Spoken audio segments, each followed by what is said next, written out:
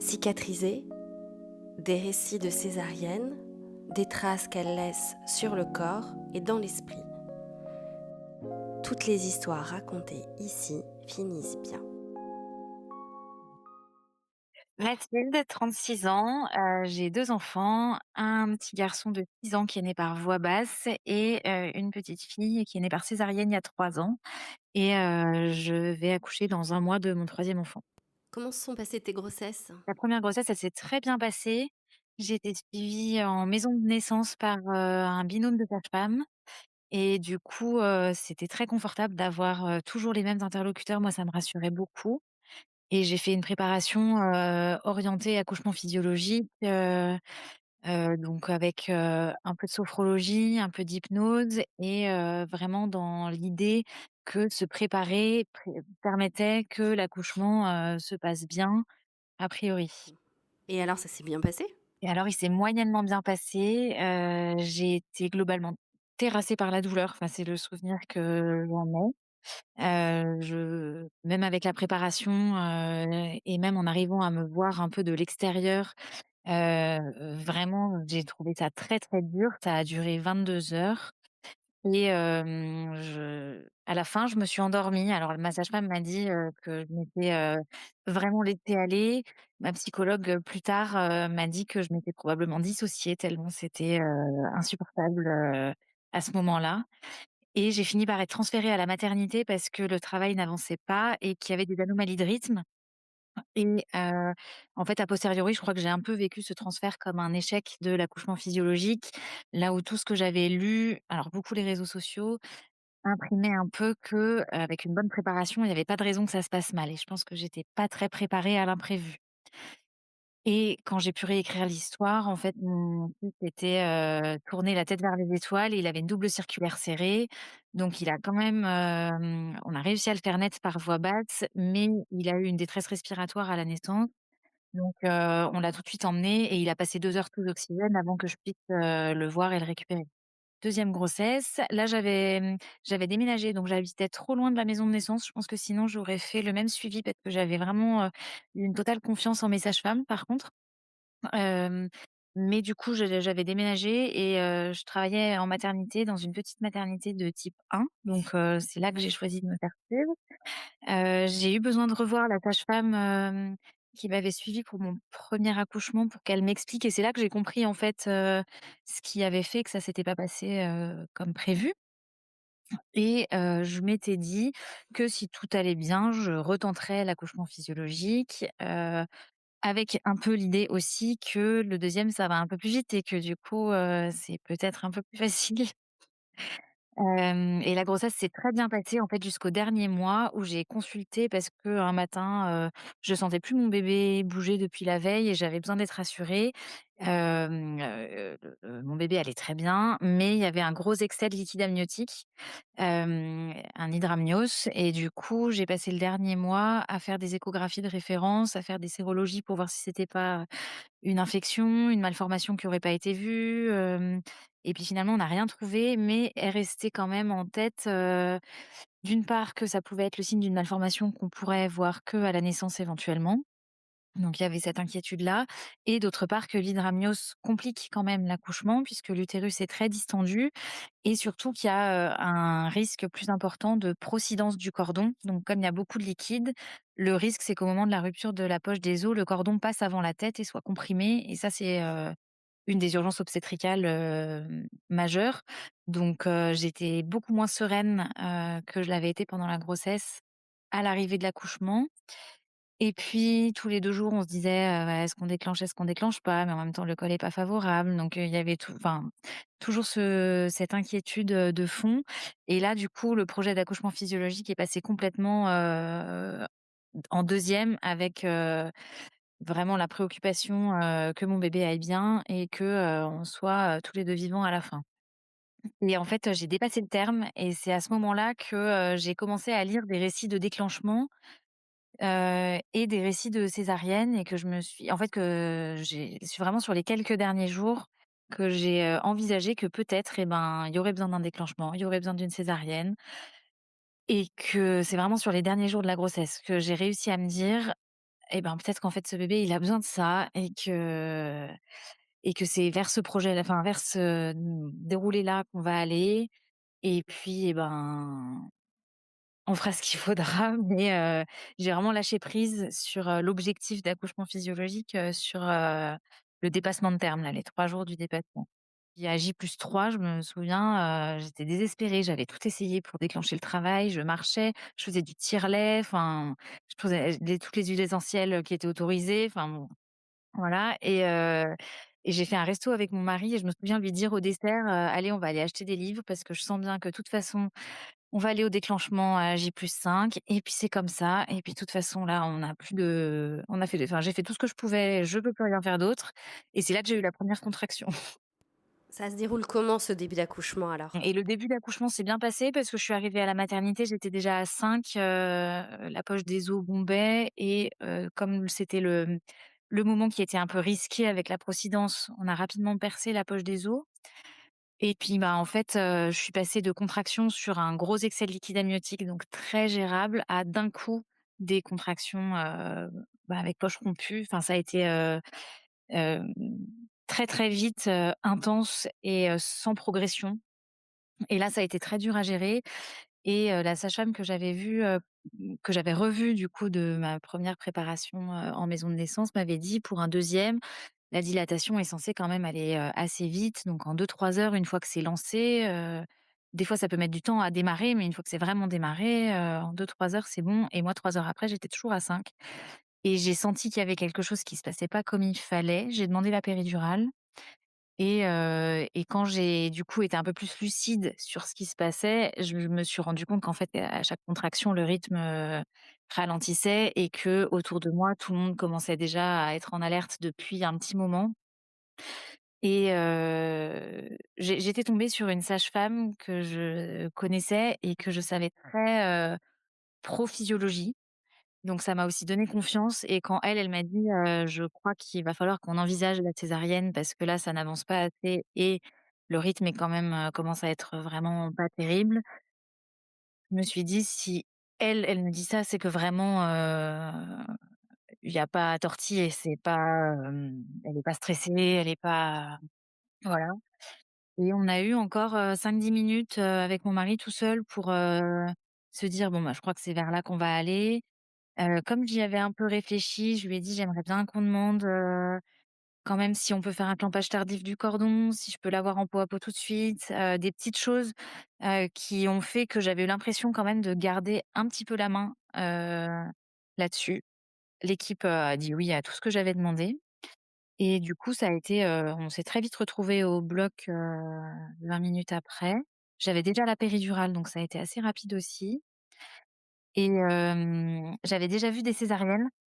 Et du coup, là, enfin, je savais que j'allais sentir des choses et je voulais surtout pas, avoir les images que je connaissais associées à ce qui se passait dans mon corps. Donc j'ai demandé à mon mari et l'infirmière anesthésiste m'ont parlé en continu en me disant, «Allez, c'est génial, on va voir notre bébé, il arrive». On savait pas si c'était un garçon ou une fille. Et puis après toutes les semaines là où vraiment on n'attendait qu'une chose, c'est que le travail démarre. Vraiment, j'étais super contente de me dire, «Ça y est, c'est maintenant». Et au final, j'ai entendu un petit cri, heu, on me l'a posé sur moi, elle a arrêté de pleurer tout de suite et en fait, je l'ai eu en peau à peau, on a regardé que c'était une petite fille, en plus on avait déjà un petit garçon, donc c'était, vraiment, le bonheur, absolu et à partir de là, je l'avais contre moi et je crois que vraiment ça aurait pu durer, 5 heures, ce qui s'est passé après. Il y avait plus rien qui comptait, j'étais vraiment dans l'émotion de sa naissance et pas du tout, enfin tout ce qui était autour, le bloc, la lumière, l'urgence, l'inquiétude qu'il y avait pu avoir, le fait de l'avoir contre moi tout de suite et toute la fin de la césarienne, je crois vraiment que ça a tout effacé, instantanément. On en a reparlé après avec, mon mari que pour elle, la naissance avait été d'une, douceur, incroyable par rapport, aux souvenirs que j'avais, de la poussée, heu un peu musclé, avec, la double circulaire, du bébé qui avait du mal à avancer et qui va se faire, aspirer et mettre sous oxygène, faire le bilan, pendant les 2 heures qui ont suivi Enfin vraiment, on s'est dit pour elle, c'était hyper doux et j'ai le souvenir de me dire: «Je suis dans un bloc, le ventre ouvert, mais ce moment, c'est un des moments, les plus doux de ma vie». C'est un peu, paradoxal, mais je me suis sentie actrice de la décision de la césarienne et des petites, choses, le clampage tardif, on a mis une lumière un peu plus tamisée, et ce pot à pot, vraiment ça m'a donné l'impression de pouvoir reprendre un peu de contrôle, là-dessus. Marie, ça a été ce passage-là de la salle d'accouchement au bloc? C'est toujours un peu plus, difficile, on a l'impression pour le coparent derrière. Alors lui, il a mal vécu le moment où il attendait, devant le bloc, comme souvent je crois, les papas. Et où en plus c'était la nuit, donc l'équipe du bloc était d'astreinte et en fait, on lui avait dit: «On prépare votre femme, on vous fait rentrer, dès que c'est bon» et il voyait des gens arriver en courant et du coup, il se disait: «Mais qu'est-ce qui se passe là-bas dedans pour que tout le monde vienne en courant?» Et en fait, on lui a expliqué après: «Bah non, mais c'est juste que les gens sont d'astreinte la nuit, ils sont pas sur place tous et que du coup, bah, ils savent pas sur quoi ils vont arriver donc voilà». Et ce moment, il a dû durer 10 minutes, mais pour lui, ça a été dur. Et par contre, il avait été, rassuré que je prenne la péridurale parce que juste avant la péridurale, j'avais eu le Méopa, le gaz, Figaro et j'avais l'impression d'être, complètement droguée, et lui aussi avait cette impression-là que j'étais complètement déconnectée et que finalement dans l'accouchement physiologique, c'était pas ce qu'on voulait non plus, être, ailleurs donc on avait pu en parler un peu. Et lui, il m'a dit aussi qu'il avait trouvé que pour notre bébé, ça avait été très doux comme naissance et comme on l'a eu après avec nous et qu'on s'est pas quittés tous les 3 après, que ça avait, un peu effacé, ce qui s'était passé avant, même pour lui. Est-ce que ça change tout d'avoir avec nous en salle une personne référente? Alors oui et en plus, j'ai eu quand même la chance d'accoucher dans mon équipe. Donc je pense qu'il y a un petit, on veut vraiment que ça se passe encore mieux que d'habitude quand c'est les gens qu'on connaît. Heu, mais je pense aussi que, dans les côtés négatifs, on sait tout ce qui peut se passer à chaque étape et c'est pas forcément un avantage non plus d'être, trop informé sur, tous les risques de chaque, élément de la prise en charge. Mais oui, je pense quand même que, ça m'a permis de cibler, et de prioriser sur ce qui était important, tout en gardant, la sécurité en priorité. Et ce troisième accouchement, tu l'envisages comment? Est-ce que tu as pensé à l'option césarienne? Alors plutôt bien. On s'est posé la question de demander une césarienne programmée pour éviter d'avoir la césarienne en urgence. Finalement, comme il y a pas de contre-indication, on va quand même, je vais quand même tenter, un accouchement par voie basse, mais ça sera pas un accouchement physiologique sans péridurale, clairement. Heu et puis, je me dis que pour le coup, la césarienne fait partie des possibilités et que si c'est le cas, je sais comment ça se passe. Je demanderai la même chose et j'espère que ça se passera, bien, mais ça me fait beaucoup moins peur que la première fois. J'ai fait une dépression du postpartum après mon premier accouchement, qui était pas du tout lié que, à l'accouchement. J'ai eu un bébé qui avait un gros reflux, qui pleurait, en continu. J'ai dormi par tranches de 20 minutes pendant 6 mois, et j'avais, moi, un trouble anxieux, où j'avais l'impression que si je sortais de mon hypervigilance permanente, il allait s'arrêter de respirer. Et à chaque fois que j'ai dit: «J'ai l'impression que mon bébé va pas très bien quand même», on m'a à chaque fois répondu: «Peut-être qu'il ressent votre stress et que, c'est ça qui le stresse aussi». Et du coup, la seule réponse, que j'avais, c'était que c'était de ma faute, en fait. Et donc ouais, j'ai eu des semaines un peu à plonger et c'est à la suite de ça que, j'ai mis, en place le suivi psy. Toi qui es, pédiatre, on le rappelle, hein, donc dans le médical, tu penses pas quand même qu'il faudrait qu'à chaque, après chaque accouchement, il y ait un suivi psy qui soit proposé à minima à la maman? Je pense que ça manque d'avoir un débriefing systématique, de l'accouchement.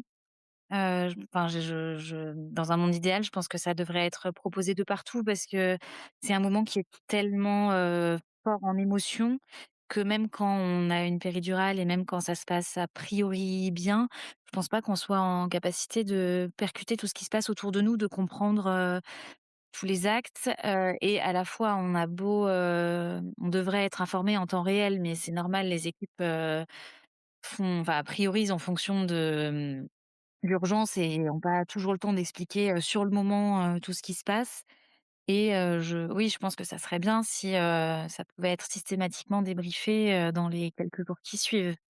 Même, quand on a l'impression que tout s'est bien passé, je me dis qu'il y a toujours, des choses qui peuvent être, mal interprétées ou mal vécues, et dans l'après, bah, c'est vrai que je trouve qu'on est très lâchés, entre le suivi de grossesse où on voit quelqu'un tous les 15 jours quasiment et l'après où le premier rendez-vous, alors il y a les quelques jours où la sage-femme passe à la maison, mais finalement, le premier rendez-vous qui est pour la maman, il est à 1 mois et demi, quoi. Et puis après, il y a plus rien. Enfin, il y a le kiné un peu, le kiné des fois s'empare un peu du sujet, mais bon. J'avais encore un suivi, au moment de la naissance de ma fille, qui s'était espacé, mais que j'avais gardé, parce que ça me rassurait à cette période-là et c'est vrai que quand j'ai raconté la césarienne, souvent au début, c'est vrai que je le disais, mais ça c'est bien mais je l'ai bien vécu. Comme si, bon, bah, c'est vrai que de base, c'était pas le projet, enfin et la psychologue, que je voyais m'a dit: «Mais en fait, vous avez décidé, vous avez été actrice et c'est aussi, ça, un accouchement respecté» et du coup, ça a été assez vite, plus un sujet et c'est vrai que je pense qu'on devrait plus en parler et mon mari me dit pareil, qu'on devrait, juste, dire, «Si jamais il y a une césarienne, voilà comment ça se passe. Vous monsieur, vous attendez là, on vient vous chercher. Tout le monde se précipite, mais en fait, on fait l'anesthésie, on vérifie que tout est en place et ensuite on vous fait rentrer». Enfin, juste pour, savoir que si ça arrive, on puisse se redire: «Ah oui, c'est vrai, c'était comme ça, c'est normal, c'est pas que tout le monde est en train de mourir là-bas dans le bloc» mais c'est vrai que non, moi, on m'en avait jamais parlé. Il y a de plus en plus de projets de naissance. Je pense que ça vaudrait le coup, alors souvent c'est, des projets de naissance, c'est associé à des projets physiologiques, mais ça vaudrait le coup même, quand on se projette, avec tout ce qui peut se passer, pendant la naissance, d'avoir juste une petite ligne sur, en cas de césarienne, qu'est-ce qui est important pour moi? Parce que ça aide aussi, heu, les équipes qui sont un peu dans le rush de l'immédiat à prioriser, ce qu'on peut faire pour accompagner. Et tu te sens comment là, à 1 mois d'accoucher? Ça fait pas longtemps que j'ai hâte. Bah, c'est la troisième. J'avais déjà trouvé que la deuxième grossesse passait beaucoup plus vite, mais la troisième c'est, exponentiel. Donc ça fait pas longtemps que j'ai le temps de poser pour, me rendre compte qu'il y a vraiment un bébé qui va bientôt arriver. Mais oui, non, je j'ai hâte que ce bébé arrive. Les suites de ta césar, c'est passé comment? Tu as eu, des douleurs ou ça a été? Alors ça, j'ai trouvé que c'était quand même beaucoup plus dur qu'après une voix basse. Autant le moment même, de la césarienne, je l'ai très bien vécu. Autant je crois que j'étais pas préparée au fait j'ai eu mal pendant un peu plus d'un mois, je crois, avec, alors heureusement c'était au mois de mai, mais l'impression que dès que je toussais ou que j'éternuais, toutes mes entrailles allaient sortir par terre dans le salon. Heu et puis, de pas pouvoir remettre un pantalon, j'ai gardé mes leggings de grossesse, mais, de m'habiller encore en vêtements de grossesse, 1 mois et demi après, parce que, le contact, de la ceinture d'un pantalon, c'était pas possible. Ça non, j'étais pas préparée et j'ai trouvé effectivement que, les conseils post-césarienne, à part, me dire, «Faut pas porter plus lourd que votre bébé et faudra masser la cicatrice quand il y aura plus les agrafes et qu'elle sera bien cicatrisée», et ben, voilà. Là, du coup, je me suis un peu plus renseignée pour cette fois-ci. Je trouve que ça s'est quand même développé rien que des sous-vêtements adaptés, des patchs de silicone, pour, faire un peu, isolant entre les vêtements et la cicatrice, donc là, j'ai prévu pour, cette fois-ci, au cas où. Mais enfin moi, par exemple, vraiment un truc bête, mais de me rendre compte que toutes mes culottes, l'élastique était pile poil sur les agrafes et que du coup, je savais pas comment faire. C'était, quelque chose d'un peu, déstabilisant. J'ai eu une perte de sensibilité, sur, 20 centimètres qui a duré plus d'un an, mais aujourd'hui, oui, ça j'ai plus de choses différentes d'avant. Ta cicatrice, tu as une idée de sa taille? Elle doit faire 15 centimètres, 20 centimètres peut-être. Après elle est fine, elle se voit pas. Moi pour le coup j'ai pas, enfin elle est basse, je mets plus des bikinis très échancrés donc j'ai pas de complexe sur, là-dessus. C'est pas un sujet en fait. Quels conseils donnerais-tu aux femmes qui vont accoucher? Ça serait de se préparer à l'imprévu et au fait qu'on maîtrise pas tout et que tout enfin, il y a plein de choses qui peuvent arriver, mais que c'est pas ni des échecs, ni comment dire? Ni forcément, je nie pas qu'il y a encore, des violences médicales, mais que, c'est pas enfin, que c'est fait, en général quand même avec, le le bien-être et la sécurité, des patients en premier lieu et que je pense que se préparer au fait que ça se passe pas comme on l'a prévu, ça permet d'envisager les possibilités, plus facilement.